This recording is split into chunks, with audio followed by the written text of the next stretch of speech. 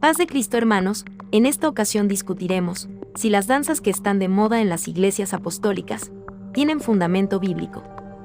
Recuerda, las imágenes de nuestros videos no representan nuestra forma de creer o a nuestra doctrina. Solo son con un fin ilustrativo o complemento audiovisual. Sin más, principiamos. En los últimos 20 años, las iglesias evangélicas han introducido dentro del culto el elemento danza del vientre, desconocido dentro del culto cristiano. En los primeros 300 años del cristianismo, entre ellos está la danza hebrea, y la pregunta que queremos contestar en este análisis es: ¿forma parte del culto de adoración la danza como una forma de adoración? Los que respaldan y defienden la danza en el culto se apoyan en los Salmos 149:3 y 154, en donde se expresa que hay que alabar a Dios con panderos y danza. Esta expresión del salmista es el punto de apoyo para justificar la existencia de los grupos de danza en los cultos evangélicos, lo cual se ha vuelto un negocio. Pero es necesario analizar a fondo el origen de la danza dentro del contexto bíblico y su validez en el culto evangélico. Empezando por el libro de Génesis. No encontramos en el mismo ninguna referencia a la danza como una expresión cultural, aunque sí era practicada en los pueblos paganos, principalmente en la ciudad de donde procedía Abraham, Ur de los Caldeos, región de Mesopotamia. Tampoco aparece en la época de Jacob, al cual Dios le llamó Israel, pero después, cuando los descendientes, sus 12 hijos, fueron cautivos en Egipto y aprendieron sus costumbres, fueron absorbidos por las danzas egipcias. Durante esos 400 años del cautiverio, los hebreos absorbieron parte de la cultura egipcia, como era la idolatría y las fiestas con danzas, las cuales formaban parte del culto pagano a sus diversos dioses. Al ser liberados por Moisés de la esclavitud, María, la hermana de Moisés, tomó un pandero y junto a las mujeres empezaron a danzar de regocijo. Éxodo 15:20 es una de las primeras citas que aparece en la Biblia en relación a la danza, y la misma tiene un contenido de fiesta y gozo, más que expresión de culto a Dios.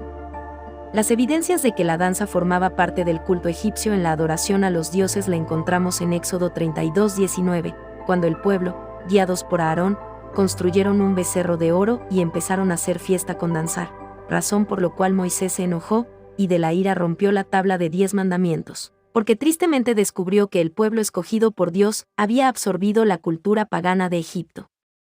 La otra referencia que se hace a la danza es cuando Jefté regresó a Mizpa de una batalla, y después de haber triunfado, su hija salió a recibirlo con júbilo y danza, como expresión de alegría. Jueces 11:34.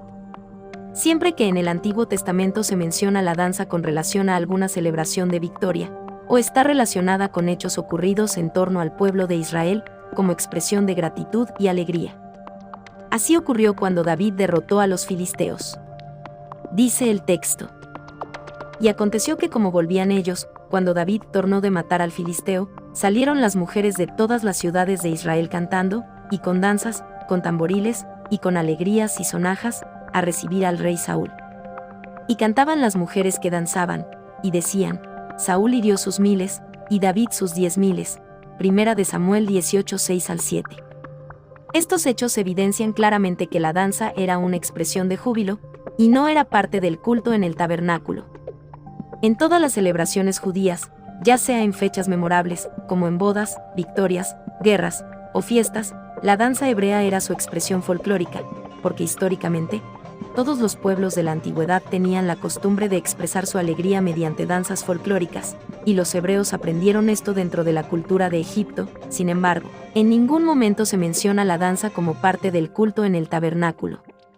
Un texto muy usado por los defensores de las danzas en el culto se encuentra en la expresión del rey David en 2 de Samuel 6:21, en donde dice que él danzaba delante de Jehová, indicando el júbilo que sentía en el culto al Señor, pero lo hacía de una forma personal y en relación a una expresión de gozo muy típica dentro del entorno de su época. Pero no había una escuela de danza ni un ministerio de danza. En ciertos momentos la danza dejó de ser una expresión cultural frente a hechos especiales, para convertirse en una forma de llamar la atención o provocar al hombre. Es por ello que en Isaías 3:16-18 encontramos una expresión de condena por parte de Dios hacia algunas danzarinas que con sus movimientos y presunción llamaban la atención. Dice el texto: asimismo dice Jehová, por cuanto las hijas de Sión se ensoberbecen, y andan cuellerguidas y los ojos descompuestos, cuando andan van danzando, y haciendo son con los pies. Por tanto, pelará el Señor la mollera de las hijas de Sión, y Jehová descubrirá sus vergüenzas.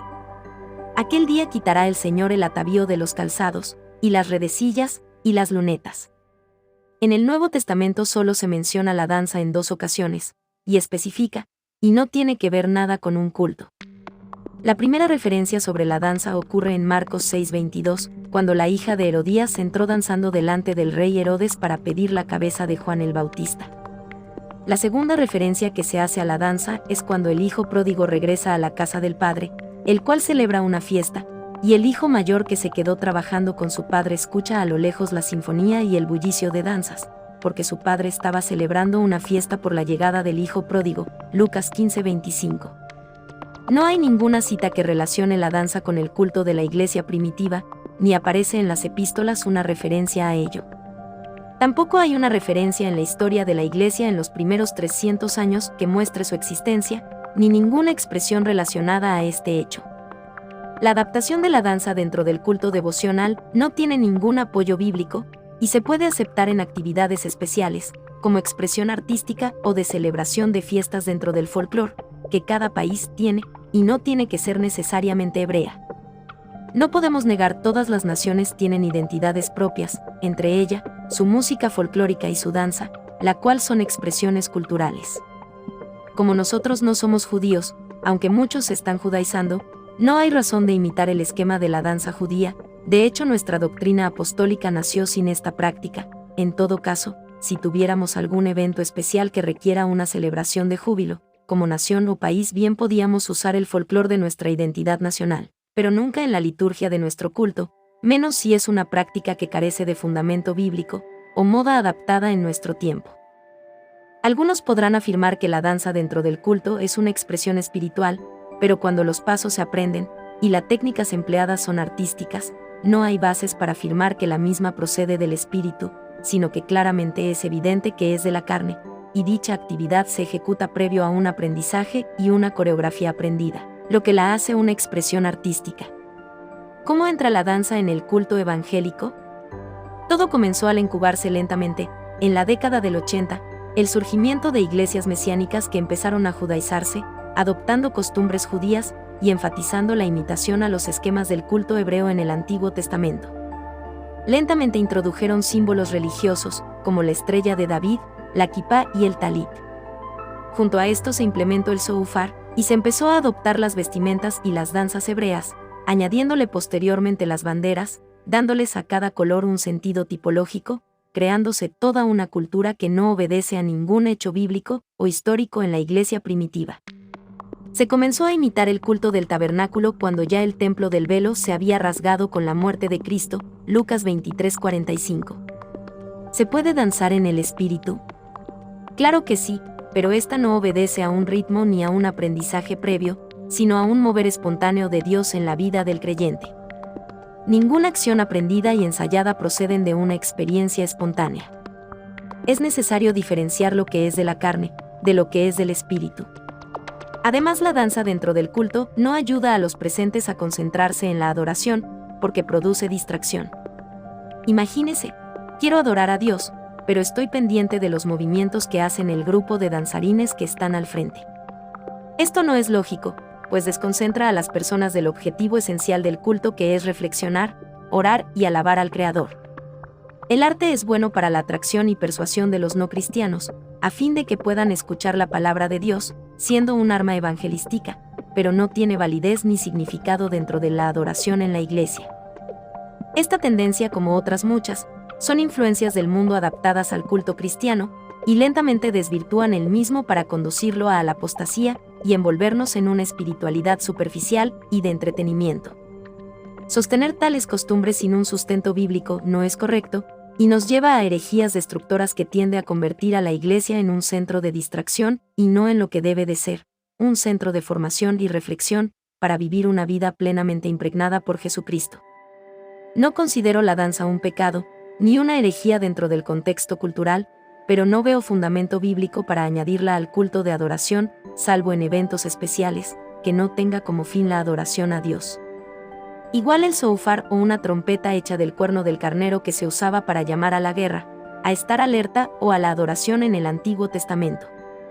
Pero en la época del Nuevo Testamento no se usaba ni siquiera por los judíos. Los colores de la bandera son una simbología sacadas del contexto histórico de la Biblia. El diablo es astuto para desviar a la iglesia verdadera a la distracción por medio de diferentes entretenimientos fabricados. Más por marketing o por competitividad con otras denominaciones para atraer más gente, nuestra doctrina no nació con este tipo de prácticas, pero hemos visto que las han ido sometiendo sutilmente sin contar con la congregación y sin un sustento bíblico. Somos el remanente apostólico que no aceptará los cambios mundanos en nuestra doctrina. Que Dios te bendiga, guárdate en el camino santo, porque sin santidad nadie verá al Señor.